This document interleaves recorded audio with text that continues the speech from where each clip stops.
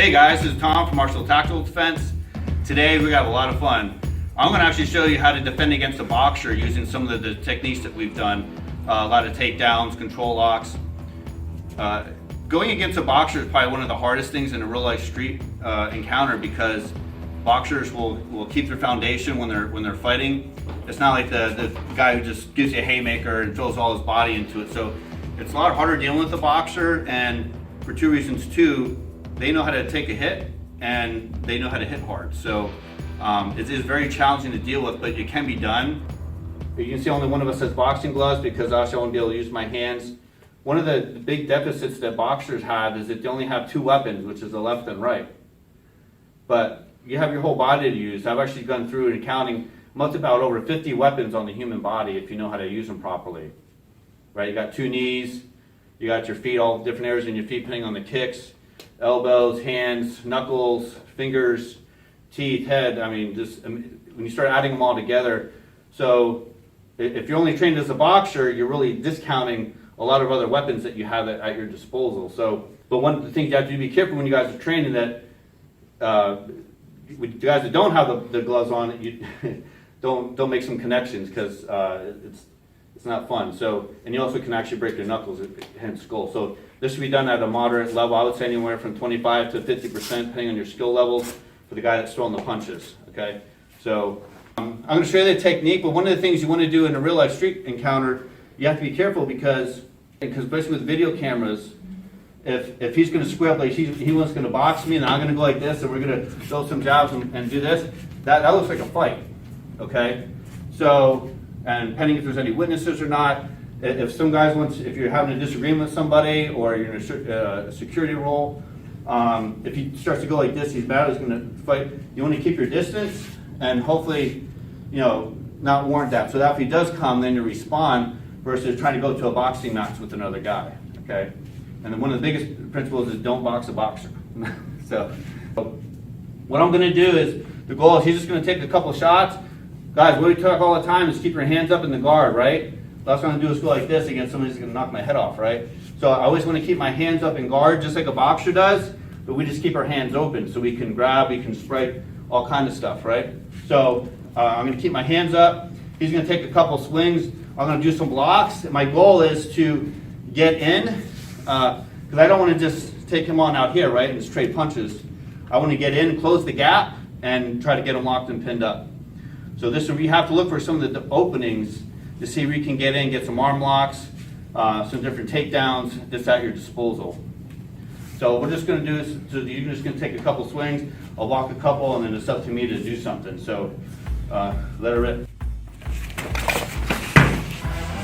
Okay, so you get an overhead choke. So I'm coming under the armpit and over the head, and I rotate it over my whole body this way.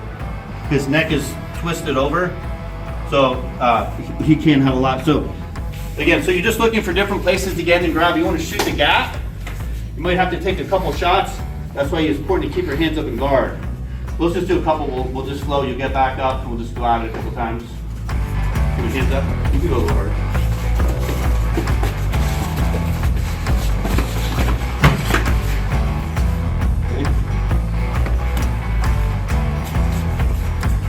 Hands up in guard.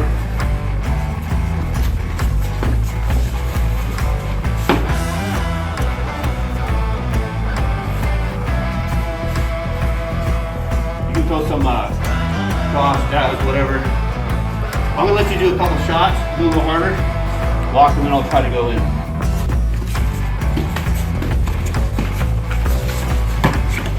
Okay.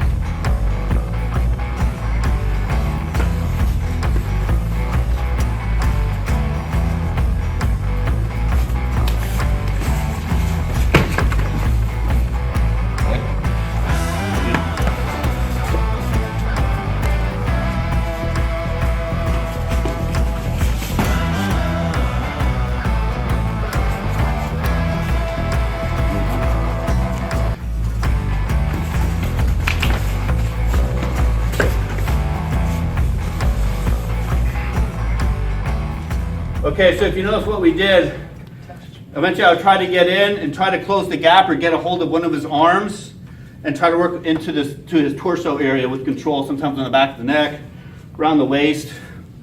It's very important you close the gap because I don't want to sit there and trade punches with the guy, right? So the closer you can go in, the better. And what you can do too is, instead of, I let him hit a couple times just to kind of show them. Then when you start doing your drills, you want to start that way. I would say let him get a good 3 shots. Again, this would be like 25, maybe 50% of his, what his max is. Because it's all harder because you're looking for angles and takedowns, so versus just doing straight boxing. So take it easy. You can work up as you go. But so as soon as he takes a swing or something, I want to get in there right away. And one of the things, if you put your hand in this, because I don't have gloves on, right? If I just put my hand in his face, it's gonna be a harder hit for him to hit me, right? So versus he's trying to do these punches, he's not expecting me to go like this, and I can take his balance off. Okay?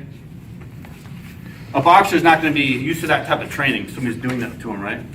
So what's called as the number 1 angle is it's a shift forward like that, in. Okay? So you come in here, in. I got my elbows. I'm blocking like a triangle, just like a boxer guard. Here, that gives me options, so at least I can kind of fend off some of his punches. I got a knee, straight elbow, back fist. I got all kind of weapons at my disposal that he's not used to thinking about because they just do this, right? So use that whole body as a weapon and get in there quick.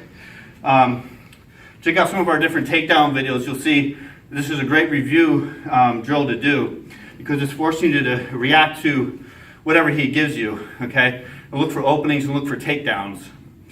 And you should always practice your blocking because you don't know how long it might take you to get in there to get a good grip or to go in. So you always got to keep your hands up in guard and stay in tight.